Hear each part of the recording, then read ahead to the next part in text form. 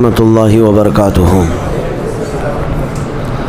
الحمد للہ وکفا وسلام علی حبیبہ المصطفیٰ، اما بعد فاعوذ باللہ من الشیطان الرجیم، بسم اللہ الرحمن الرحیم۔ ان اللہ وملائکتہ یصلون علی النبی یا ایہا الذین آمنوا صلوا علیہ وسلموا تسلیما۔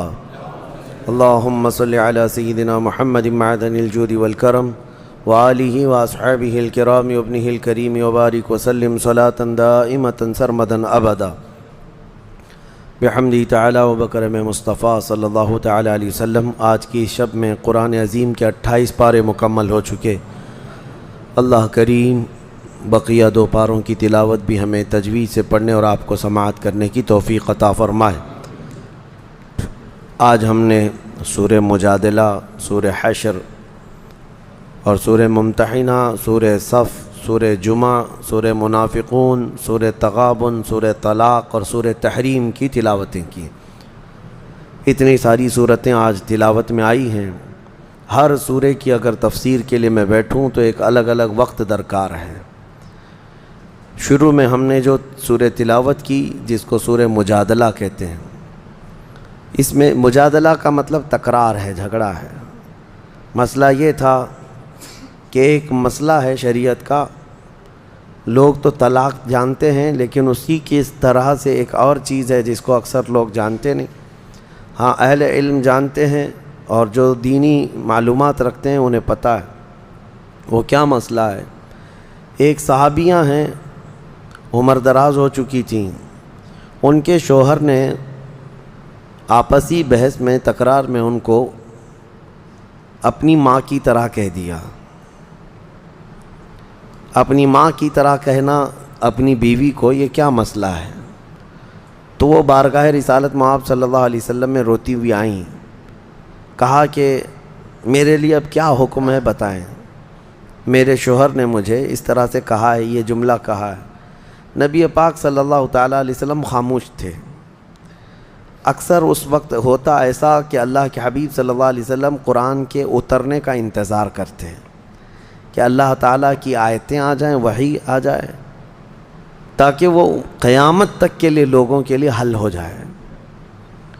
تو وہی رب تبارک و تعالیٰ نے آیتیں نازل فرما دی۔ قد سمع اللہ قول التی تجادلک فی زوجہا وتشتکی الی اللہ۔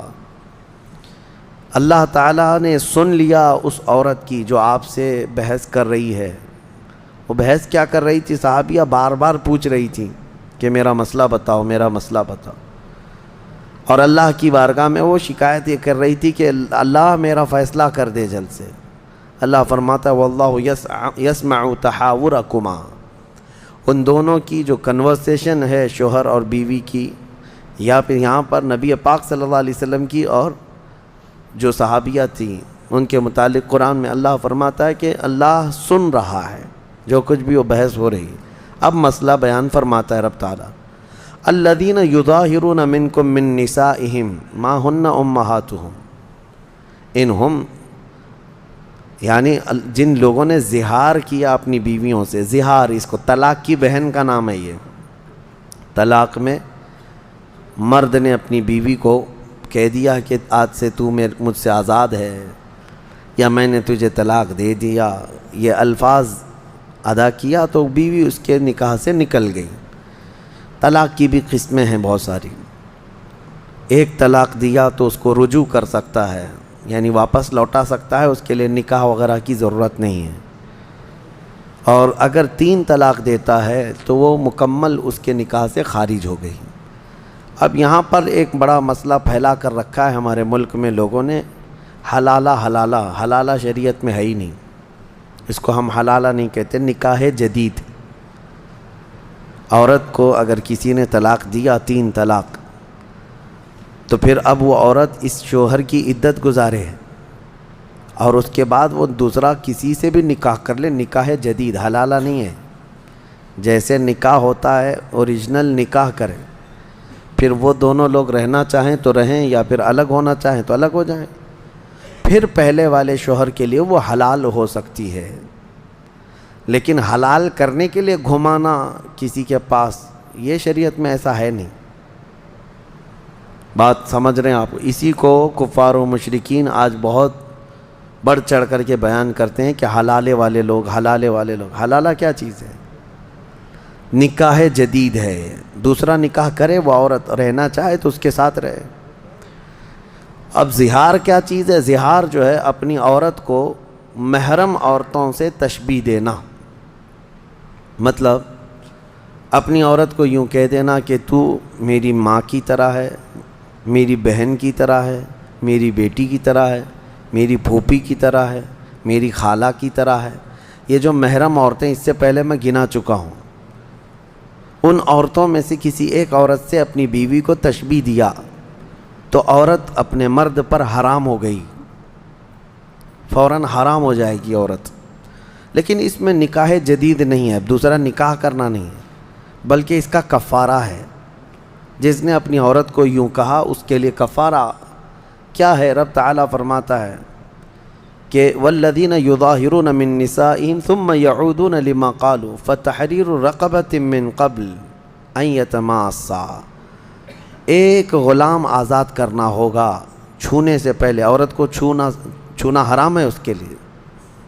اب غلامی کا دور ہے نہیں، تو آگے رب تعالیٰ فرماتا ہے جو غلام آزاد نہیں کر سکتا وہ 60 روزے کنٹینیو رکھے گا، ایک روزہ بھی بیچ میں مس ہوا تو پھر شروع سے رکھے گا۔ فمن لم یجد فصیام الشہرین متتابعین، کنٹینیو 60 روزے، اور جس سے یہ بھی نہ ہو سکے پھر وہ 60 مسکینوں کو کھانا کھلائے گا، تب جا کر کے بیوی اس کی حلال ہوگی، اس سے پہلے اس کے لیے بیوی حلال نہیں ہے۔ یہ مسئلہ سخت ہے، اس کو ہمیشہ یاد رکھیں۔ یہی زہار کے مسئلے پہلے ہی صفحے میں اللہ تبارک و تعالیٰ نے بیان فرمائے، اور رب تعالیٰ فرماتا ہے کہ بیویاں تمہاری نہ ماں ہیں نہ ہی تمہارے لیے وہ بہنیں ہیں۔ اس طرح کے الفاظ کہنے بھی نہیں چاہیے۔ تو یہ زہار کے مسئلے یہ بیان ہو جائیں۔ میں نوجوانوں سے یہی کہتا ہوں کہ طلاق کے مسئلے، زہار کے مسئلے، لعان کے مسئلے، یہ سب مسئلے شادی سے پہلے ہی سیکھ لو، تاکہ تم سے ایسی کوئی غلطی نہ ہونے پائے بعد میں۔ اس کے بعد پھر ہم نے سورہ حشر کی تلاوت کی ہے۔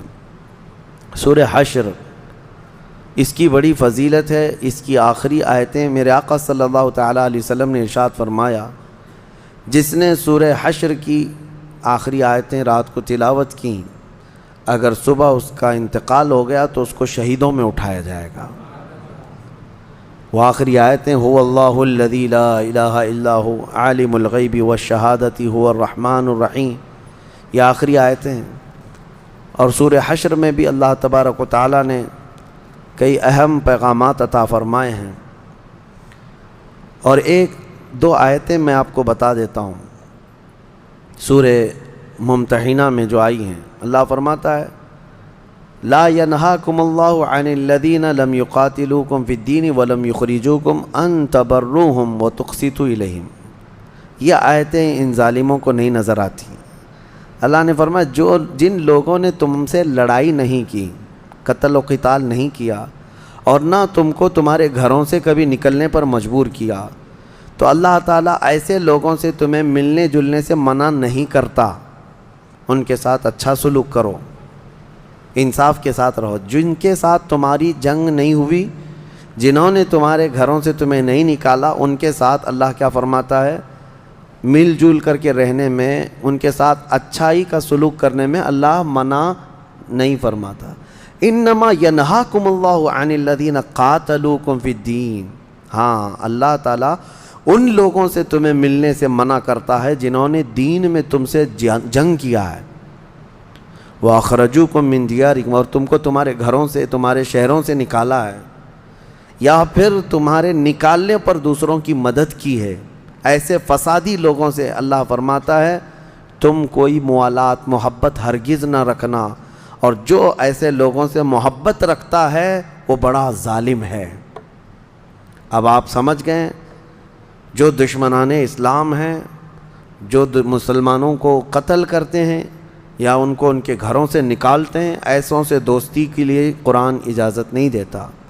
ہاں جنہوں نے تمہارے ساتھ قتل و قتال نہیں کیا، نہ ہی تمہارے گھروں سے نکالا، ان کے ساتھ تم اچھا سلوک کرو۔ قرآن میں ہے ان تبروہم، اچھا سلوک کرو، وتقسطوا الیہم، ان کے ساتھ انصاف کا معاملہ کرو، بے شک اللہ تعالیٰ انصاف کرنے والوں کو پسند کرتا ہے۔ یہ دونوں آیتیں ہمیشہ یاد رکھنا چاہیے، ورنہ یہ نکالتے ہیں ایک آیت اور ہر جگہ بیان کرتے ہیں کہ قرآن میں جو ہے کافروں کو مارنے کا حکم ہے، قتل کرنے کا حکم ہے، کافروں سے دوستی نہ کرنے کا حکم ہے۔ یقیناً کون سے کافر؟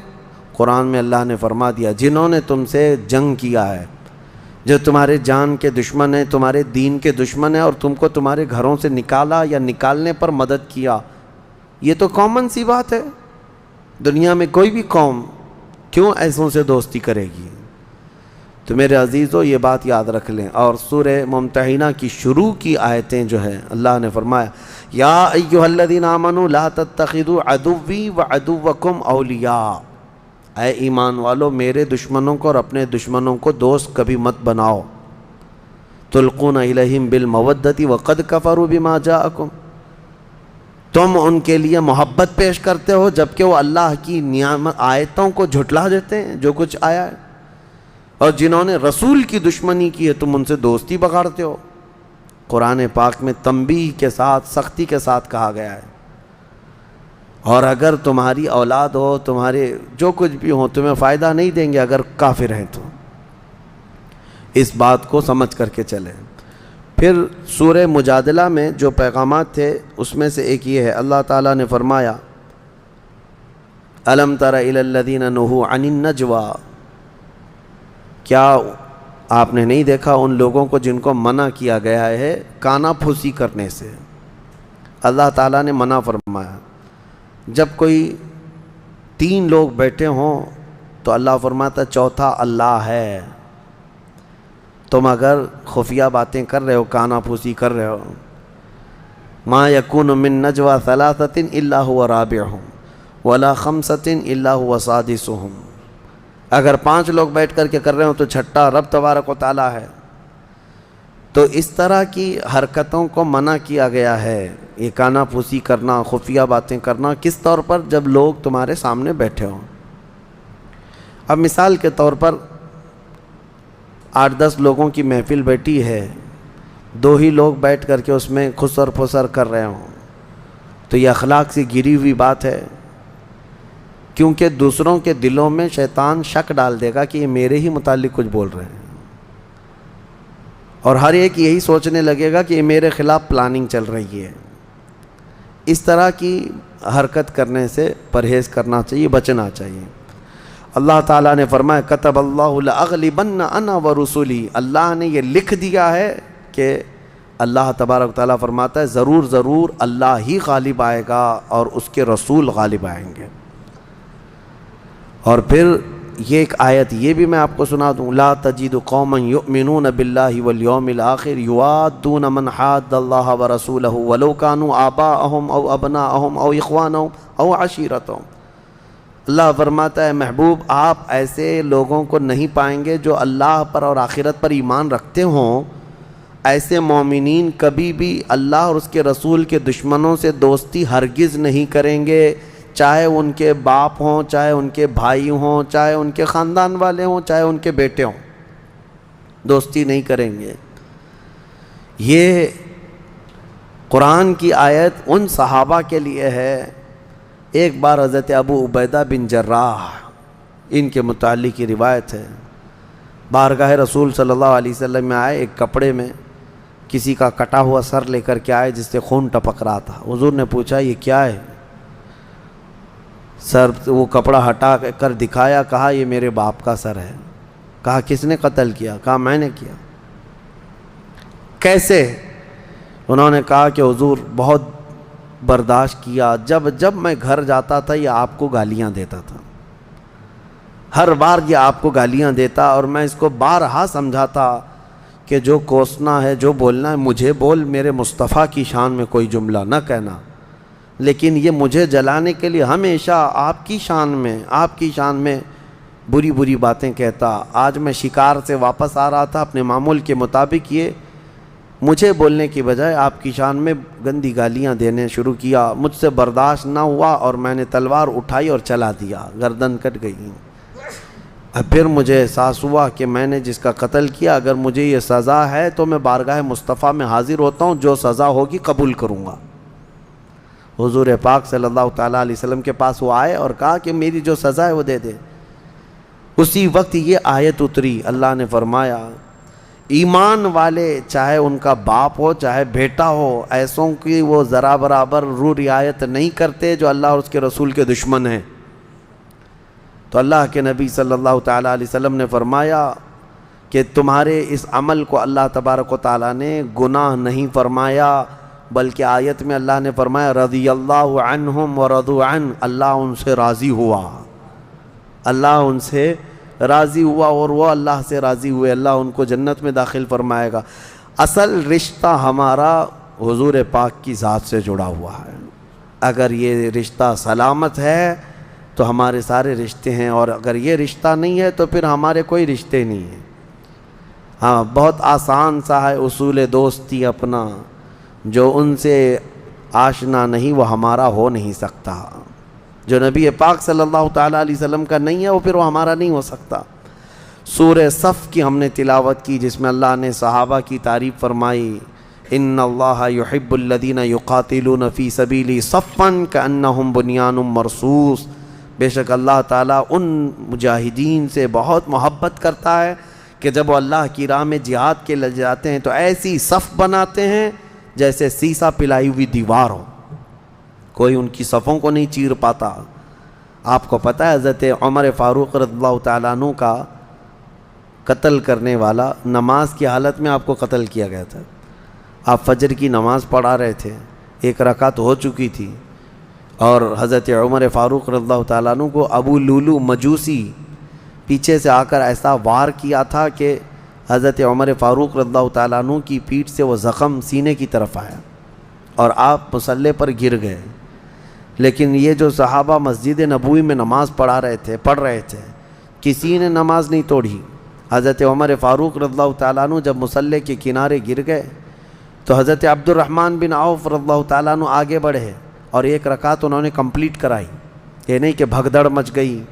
خلیفہ وقت 10 سال جنہوں نے خلافت کیا ہے حضرت عمر فاروق, امیر المومنین شہید ہو چکے یا مصلی پر گر چکے, بھگدڑ مچ گئی انہیں.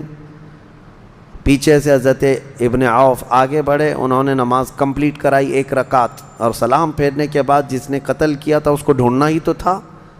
لیکن میں جس وجہ سے یہ واقعہ عرض کر رہا ہوں کہ وہ مسجد سے باہر جا ہی نہ سکا. کیوں؟ صحابہ کی صفیں اتنی مضبوط ہوتی تھی کہ کسی صف کو وہ پھلان ہی نہیں سکا. انہی صفوں کی تعریف میں اللہ نے فرمایا یہ اللہ کے رسول کے غلام صحابہ مجاہدین ایسی صف بناتے ہیں جیسے سیسا پلائی ہوئی دیوار ہے. کوئی اس میں سیسا پلائی ہوئی دیوار کا مطلب یہ ہوتا ہے کہ اس میں سوراخ بھی کرو تو سوراخ نہیں ہوتا. سیسے والی دیوار میں, سیمنٹ کی دیوار میں سوراخ تو ہو جاتا ہے, سیسے کی دیوار میں ہوتا بھی نہیں, بڑا مشکل ہے. تو صحابہ کی صفوں کی اللہ نے تعریف فرمائی. آج ہماری صفیں کہاں ہیں؟ اللہ ہمیں وحدت صفوف عطا فرمائے, یعنی صفیں اللہ تعالی ہمیں متحد رکھنے کی توفیق عطا فرمائے. اور حدیث پاک ہے جس نے صف کو توڑا اللہ اسے توڑ دے گا.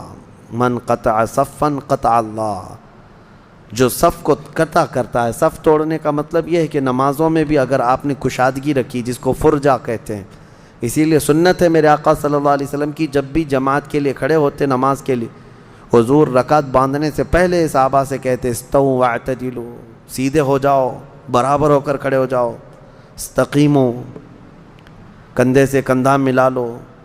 یہ تاکید کر کے پھر جماعت شروع کرتے. میرے آقا کی سنت تھی یہ. کیوں؟ اس لیے کہ فرمایا گیا جب دو لوگوں کے بیچ میں گیپ ہوتا ہے, جگہ خالی ہوتی ہے, تو وہاں شیطان داخل ہو کر دونوں کے دلوں میں وسوسے ڈالتا ہے. صفوں کو مضبوط کرنا ضروری ہے. پھر سورہ جمعہ کی ہم نے تلاوت کی ہے. سورہ جمعہ میں اللہ تعالیٰ نے یہودیوں کے عالموں کی ایک صفت بیان کی. مثل الذین حملوا التوراۃ ثم لم يحملوها کمثل الحمار يحمل اسفارا. یہ تورات کے عالم جو ہیں ان کا حال تو ایسی ہے کہ کتاب تو پوری ان کو یاد رہتی ہے لیکن عمل نہیں کرتے. وہ ایسی ہے جیسے گدھے کے اوپر کتابیں رکھی ہوں. گدھے کے اوپر بہت ساری کتابیں رکھ دی ہو تو گدھا علامہ نہیں بن جاتا, گدھا مولانا نہیں بن جاتا. گدھے کے اوپر بخاری شریف رکھ دو, مسلم شریف رکھ دو, ترمذی شریف رکھ دو, کیا بڑا مولانا بن جائے گا گدھا؟ بس یہ ہے کہ وہ کتابیں اٹھایا ہوا ہے. ایسے کتابیں اٹھائے ہوئے بہت سارے وہ لوگ ہیں جو بے عمل لوگ ہیں, یعنی کتابیں پڑھ تو لیے ان لوگوں نے, بہت ساری چیزیں یاد تو کر لیا لیکن عملی طور پر نہیں آ سکے. ان کے متعلق قرآن پاک میں یہ آیت آئی ہے. اور اس کے بعد رب تعالیٰ فرماتا ہے یہودیوں کی صفت یہ ہے کہ یہ کہتے ہیں کہ ہم اللہ کے بہت پیارے ہیں. اللہ فرماتا ہے یا ان زعمتم انکم اولیاء للہ من دون الناس, محبوب آپ ان سے کہہ دیں کر یہی اللہ کے پیارے ہیں, محبوب ہیں لوگوں کے علاوہ. آج بھی ان کا عقیدہ یہی ہے کہ نحن شعب اللہ المختار. یہ کہتے ہیں پوری کائنات میں اللہ کی چنی ہوئی جماعت ہم ہیں, یہودی چنی ہوئی جماعت ہیں, یہ منتخب ہیں. تو اللہ تعالیٰ نے ان کو چیلنج کے طور پر کیا فرمایا, اگر یہ اللہ کے پیارے ہیں جیسا کہ ان کا گمان ہے تو محبوب آپ ان سے کہہ دیں موت کی تمنا کریں اللہ سے ملنے کے لیے. فَتَمَنَّوُا الْمَوْتِ إِن كُنتُمْ صَادِقِينَ, اگر سچے ہو تو موت کی تمنا کرو. کیونکہ اللہ نے ایسی چیز کا ان کو چیلنج دیا جو یہودی چاہتے ہی نہیں, یہودی مرنا ہی نہیں چاہتے. ان کے ہاں سلام بھی کرتے ہیں تو 1000 سال, یہ کہتے ہیں بھائی تم 1000 سال جیو, وہ اس کو بولتا ہے تو بھی 1000 سال جیے. اور قرآن میں ہے اگر اللہ ان کو 1000 سال کی عمر بھی دے دے, لو یعمر 1000 سنۃ, اگر ان کو 1000 سال کی بھی عمر دے دی جائے تو بھی ان کا پیٹ نہیں بھرتا, یہ اور جینا چاہتے ہیں. آج یہ پوری ایڑی چوٹی کا زور لگا کر کے بیٹھے ہیں کہ کسی طرح سے ہم موت پر کنٹرول حاصل کر لیں, موت ہمارے ہاتھ میں آ جائے, پھر جو ہے دوسروں کو مارتے رہیں گے اور ہم زندہ ہی رہ جائیں گے. یہ جینے کے بہت بڑے حریص ہیں اور اللہ نے ان کو چیلنج کے طور پر فرمایا اگر تم کہتے ہو کہ اللہ کے سچے دوست تم ہی ہو تو موت کی تمنا کرو. قرآن میں خود رب تعالیٰ نے جواب دیا وَلَن يَتَمَنَّوْهُ أَبَدًا وَلَا يَتَمَنَّوْنَهُ أَبَدًا بِمَا قَدَّمَتْ أَيْدِيهِمْ. اے محبوب یہ ہرگز تمنا نہیں کریں گے موت کی, پوچھ کے دیکھ لیں ان کو, کیونکہ ان کی کرتوت ایسی ہیں کہ یہ مرنا ہی نہیں چاہتے. واللہ علیم بالظالمین, اللہ فرماتا ہے اللہ ظلم کرنے والوں کو جانتا ہے. لیکن میرے عزیزو, امت محمدیہ کے جو مومنین ہیں یہ موت سے ڈرتے نہیں, بلکہ ہمارا ایک لقب ہے زمانے میں کفن بردوش. کفن بردوش کا مطلب ہے کہ یہ اپنے کندھے پر کفن لے کر چلنے والی قوم ہے, اسے موت سے خوف نہیں ہے. اسی کو تو اقبال نے کہا تھا کہ انگریز پورے مسلمانوں کو دیکھ کر کے ایک بات کہتے تھے, یہ فاقہ کش موت سے ڈرتا نہیں, ذرا روح محمدی اس کے بدن سے نکال دو. انگریز یہ کہتے تھے روح محمدی اس کے بدن میں ہے اور یہ مرنے سے ڈرتا ہی نہیں ہے. ہمیں موت سے ڈر اسی لیے نہیں ہے کہ حقیقت میں ہم اللہ اس کے رسول سے محبت کرتے ہیں اور یقین ہے ہمیں کہ ہم جائیں گے قبر میں تو تنہا نہیں, میرے مصطفیٰ کا دیدار ہوگا انشاءاللہ. نبی پاک صلی اللہ تعالیٰ علیہ وسلم کو دیکھنے کے لیے جا رہے ہیں. اسی لیے شاعر نے کہا ہے شب گور بھی اسی گل سے ملاقات کی رات, یعنی یہ قبر کی جو رات ہے اسی گل سے ملنے کے لیے, اسی پھول سے ملنے کے لیے ہی تو جا رہے ہیں. اسی لیے سج کر سنور کر کے جاتے ہیں. ہمارا یقین ہے الموت جسر یوصل الحبیب الی الحبیب, موت ایک برج ہے, ایک پل ہے, ایک حبیب کو دوسرے حبیب سے ملا دیتا ہے. یہودی نہیں, ان کے ہاں جان کی بڑی قیمت ہے, جان کی بڑی قیمت. ایک اسرائیلی بھی اگر کسی کے ہاں قیدی بن جائے, ایک اسرائیلی, اس کو چھڑانے کے لیے یہ 500 دوسرے قیدیوں کو آزاد کر سکتے ہیں. 500 قیدیوں کو آزاد کر دیں گے ایک اپنے اسرائیلی کو چھڑانا ہو. موت کی ان کے ہاں بہت, موت کا بڑا خوف ہے, بہت ڈر ہے. اور قرآن کہہ رہا ہے, یہ میری بات نہیں, قرآن کہہ رہا ہے موت کی تمنا نہیں کرتے. اسی لیے آج کے زمانے میں بھی یہ جن قوموں سے ڈرے ہوئے ہیں وہ مختصر سی جماعتیں ہیں, ان کے مقابل میں ہے نہیں. لیکن حماس سے, فلسطین کے, ایران سے, ان سب سے اتنے وہ خوفزدہ ہیں. چھوٹی چھوٹی جماعتیں ہیں ان کے ہاں، اور ان کے پاس تو سپر پاور طاقتیں ہیں، پوری دنیا کو ہتھیار بیچ کر کے جنگوں میں مبتلا کر رکھا ہے اس اسرائیل نے، پوری دنیا کو سپلائی کرتے ہیں۔ ان کے پاس ہائی لیول کے ڈیفنس ہتھیار موجود ہیں، سب ہو کر کے بھی ڈرتے اتنے۔ ان کے ہاں بنک ہیں بہت سارے، یعنی جب کوئی میزائل داغا جائے تو یہ سیف ہونے کے لیے انڈر گراؤنڈ چلے جاتے ہیں، وہاں سیف انہوں نے کمرے بنا رکھے ہیں کہ اس پر میزائل کا اثر نہیں ہوگا۔ پورے ملک میں ہے 1 کروڑ کی آبادی، لیکن خوف اتنا طاری ہے، خوف اتنا طاری، مرنا نہیں چاہتے۔ اور اسی کو سورہ جمعہ میں رب تعالیٰ نے فرمایا کہ اگر یہ جو دعویٰ کرتے ہیں کہ دنیا میں اللہ کی پسندیدہ قوم یہی ہیں، تو پھر ان سے کہیں کہ مرنے کی تمنا کریں، پھر اللہ کے پاس جانا ہے نا۔ ہر محبوب چاہتا ہے اپنے محبوب کے پاس جائے، ہر محب چاہتا ہے اپنے محبوب کے پاس جائے۔ میرے عزیزو، اللہ کریم نے اسی سورہ جمعہ میں یہ بھی حکم نازل فرمایا، یا اے ایمان والو، جب نماز کے لیے بلایا جائے تو دوڑ پڑو۔ اذا نودی للصلاۃ من یوم الجمعۃ فاسعوا الی ذکر اللہ، جب جمعہ کی اذان ہو جائے تو خرید و فروخت چھوڑ دو اور دوڑو اللہ کی طرف سے۔ جمعہ کی اذان کے بعد خرید و فروخت کرنا حرام ہے، حرام ہے، دکانیں کھول کر مت بیٹھے رہو۔ جمعہ کی اذان ہو گئی، وذروا البیع، اللہ نے فرمایا چھوڑ دو، خرید و فروخت وغیرہ ساری چیزیں چھوڑ دو، جمعہ کی اذان ہو چکی ہے، تمہیں بلایا گیا بھی، دوڑنا ضروری ہے۔ دوڑنے کا مطلب اللہ کے ذکر کی طرف آ جاؤ۔ یہاں تو جمعہ کے لیے لوگ خطبے کے بعد انتظار کرتے رہتے، امام صاحب نماز کے لیے کھڑے ہو جائیں گے تو گھر سے نکلیں گے ہم۔ خطبہ بھی تمہارے لیے جمعہ کے واجبات میں سے ہے، اس میں ضروری ہے۔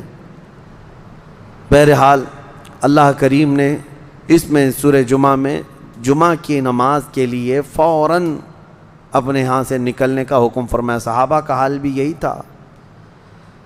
اور اس کے بعد اللہ فرماتا ہے جب نماز مکمل ہو جائے تو پھیل جاؤ زمین پر اور اللہ کا رزق تلاش کرو، بے شک اللہ تبارک و تعالیٰ بہترین رزق دینے والا ہے۔ منافقوں کے لیے بھی ایک پوری سورہ آئی ہے، سورۃ المنافقون۔ اور اللہ نے فرمایا اے محبوب، جب آپ کے پاس منافق آئیں اور یوں کہیں گے نشہد انک رسول اللہ، وہ کہیں گے ہم گواہی دیتے ہیں آپ اللہ کے رسول ہیں، واللہ یشہد ان المنافقین لکاذبون، محبوب اللہ گواہی دیتا ہے کہ یہ منافق جھوٹ بولتے ہیں۔ وہ آپ کے سامنے آ کر کہتے ہیں کہ آپ اللہ کے رسول ہیں، لیکن اللہ گواہی دیتا ہے کہ یہ جھوٹ بولتے ہیں۔ آپ کو میں ایک بات بتاؤں، ایک جہاد میں حضور صلی اللہ تعالیٰ علیہ وسلم کے صحابہ سب گئے تھے، اس میں منافقین بھی اس وقت شامل ہو جاتے تھے۔ عبداللہ بن ابی جو منافقوں کا سردار ہے، جو جنگ احد میں 300 لوگوں کو لے کر الگ ہو گیا تھا، ایک غزوے سے واپس آ رہے تھے تو ایک کنویں پر صحابہ میں آپس میں تکرار ہو گئی، یعنی مہاجر صحابی تھے ایک اور ایک مدینے کے تھے، تو مدینے والے اور مکہ والے ان دونوں میں پانی کو نکالنے میں کوئی تکرار ہو گئی۔ تو وہ جو عبداللہ بن ابی تھا اس نے دیکھا اور کہا ان کی بہت ہو گئی ہے، مدینے میں آ کر کے اب یہ مدینے والوں پر قبضہ کر لیے، اور اب تو اتنی ہمت ہو گئی کہ مدینے والوں کے ساتھ لڑائیاں بھی کرنے لگ گئے۔ تو عبداللہ بن ابی نے بھڑکایا، انصار کو جا کر کے بھڑکا رہا تھا کہ یہ مکہ سے ہجرت کر کے آئے اور دیکھو اب تمہارے لوگوں کو مارنے لگ گئے ہیں، یہ جھگڑنے لگ گئے ہیں۔ اور اس کے بعد اس نے باتوں میں یہ کہا کہ اب ہم مدینے جائیں گے تو ہم عزت والے لوگ وہاں جتنے ذلیل ہیں سب کو ہم نکالیں گے۔ اس نے کس کو کہا؟ حضور صلی اللہ علیہ وسلم کو اور ان کے صحابہ جو ہجرت کر کے آئے ان کو کہا جتنے ذلیل لوگ ہیں ہم ان کو نکالیں گے۔ یہ اس خبیث نے کہا تھا عبداللہ بن ابی نے۔ یہ باتیں چلنے لگیں اور عبداللہ بن ابی نے یہ کہا تو کچھ لوگوں نے سنا تھا، حضور تک یہ بات آئی نہیں تھی۔ اب مدینے کی طرف جب یہ قافلہ چلا تو بیچ میں عبداللہ بن ابی کا یہ بیٹے ہیں، عاشق رسول ہیں، باپ منافقوں کا سردار ہے، بیٹا پکا عاشق رسول ہے، مدینے کے باہر ہی اپنے باپ کا راستہ روک کر کھڑے ہو گئے۔ کہا میں نے سنا ہے کہ تم نے اللہ کے رسول اور ان کے ساتھی جو مہاجرین صحابہ ہیں ان کو کہا کہ ذلیل لوگوں کو تم مدینے سے نکالو گے۔ عبداللہ بن ابی جھوٹ بولتا تھا بہت، کہا کہ کس نے کہا، ایسی بات نہیں ہے، ویسی بات نہیں ہے۔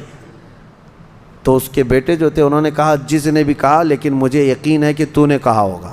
اپنے باپ سے وہ لڑتے رہے، کہا کہ نہیں میں نے ان کے لیے نہیں کہا، ان کے لیے نہیں کہا، میں فلاں کے لیے کہا۔ وہ ضد پر کھڑے تھے کہ میں اس وقت تک تجھے مدینے میں داخل ہونے نہیں دوں گا۔ اپنے باپ کو، مدینہ قریب ہے، اپنے باپ سے کہتے ہیں میں اس وقت تک مدینے میں داخل ہونے نہیں دوں گا جب تک تم اعلاناً یہ نہیں کہو گے کہ تم ذلیل ہو اور رسول اللہ عزت والے ہیں، جب تک تم یہ اعلان کے ساتھ نہیں کہو گے۔ بیٹا اڑ گیا، اور منافقین کا سردار وہ کہنے لگا، حضور پاک صلی اللہ علیہ وسلم کے پاس آ کر شکایت کیا کہ یہ میرا بیٹا ایسا ایسا میرے متعلق کہہ رہا ہے، میں بھلا آپ کی تعریف کرنے والا آدمی، میں آپ کے گن گانے والا آدمی، مجھے یہ ایسا کہہ رہا ہے۔ تب آیتیں اتری، یہ پورے سورہ منافقون آ گئی۔ اللہ نے فرمایا یقولون لئن رجعنا الى المدینة لیخرجن الاعز منها الاذل وللہ العزة ولرسولہ وللمؤمنین ولکن المنافقین لا يعلمون۔ محبوب یہ منافقین کہتے ہیں کہ اگر ہم مدینے لوٹ آئے تو عزت والے لوگ ہم لوگ ان ذلیلوں کو نکالیں گے، خبردار عزت اللہ کی ہے، عزت رسول کی ہے اور عزت ایمان والوں کی ہے۔ اور منافقین اس بات سے بے خبر ہیں، ان کو پتہ نہیں عزت کہاں ہے۔ نبی پاک صلی اللہ علیہ وسلم نے یہ آیت تلاوت فرمائی، پھر اس کے بعد اس منافقین کے سردار نے خوب چیخ چیخ کر کے کہا لوگوں سنو کان کھول کر کے، ہم ذلیل ہیں اور محمد اللہ کے رسول عزت والے ہیں اور ان کے ساتھی عزت والے ہیں۔ تب بیٹے نے راستہ چھوڑا مدینے میں آنے کا۔ یہ صحابہ کا ایمان تھا، وہ حضور کے سامنے پھر کسی کو نہیں مانتے تھے۔ تو یہ حقیقت میں ایمان کا حصہ بھی ہے۔ الا لا ایمان لمن لا محبت لہ، جس کے پاس حضور کی محبت نہیں اس کا کوئی ایمان ہی نہیں۔ اسی کو اقبال نے بہت اچھے انداز میں کہا ہے، محمد کی محبت دین حق کی شرط اول ہے، اسی میں ہو اگر خامی تو سب کچھ نامکمل ہے، اسی میں ہو اگر خامی تو سب کچھ نامکمل ہے۔ اللہ کریم ہم سب کو نبی پاک صلی اللہ تعالیٰ علیہ وسلم کے جلووں میں زندگی عطا فرمائے، حضور کے قدموں میں موت عطا فرمائے۔ وآخر دعوانا ان الحمد للہ رب العالمین۔